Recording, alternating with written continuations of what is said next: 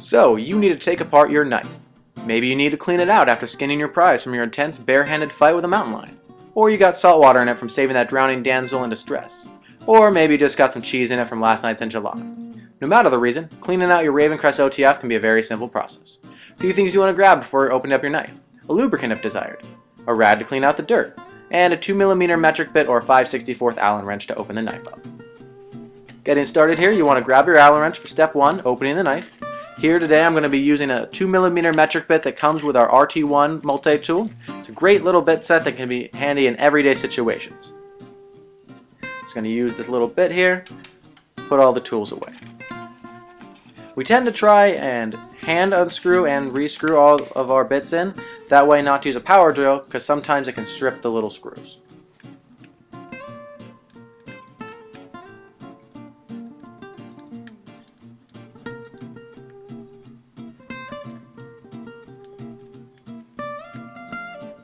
To keep things neat and organized, don't remove the screws entirely. Just unscrew them enough to lift the top off the handle. But we're men. Who needs screws?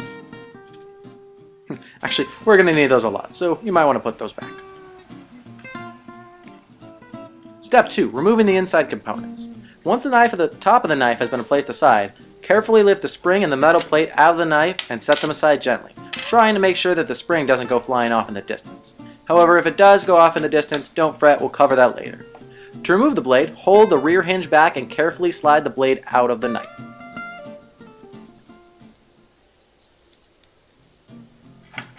Step 3. Cleaning all the parts. Once all the individual pieces have been disassembled and set aside, the cleaning can begin.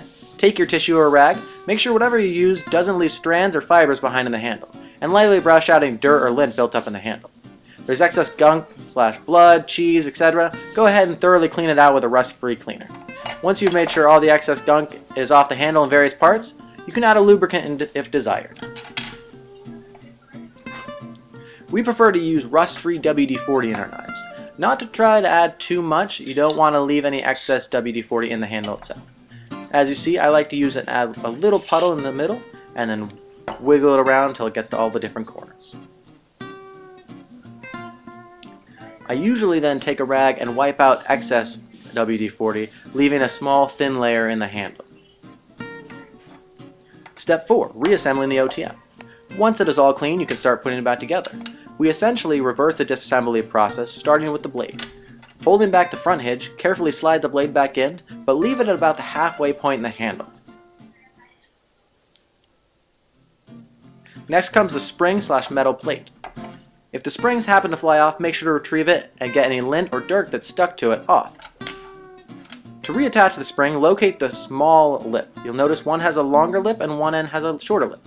Grab the shorter lip and apply it to the flat side of the metal plate. Then, take the longer lip, apply it to the groove, and slide forward until it snaps into the U-shaped end. Then, place the metal plate back onto the handle and slide it back and forth, making sure that it slides smoothly. And then, add the thumb piece and gently lower the top of the handle back onto the knife. Also, try to make sure that the thumb piece goes back and forth, otherwise it can be quite a pain to reassemble it. Again, always hand tighten all your screws with an Allen wrench or a bit set. Try not to use a power drill, as that can sometimes strip the screws.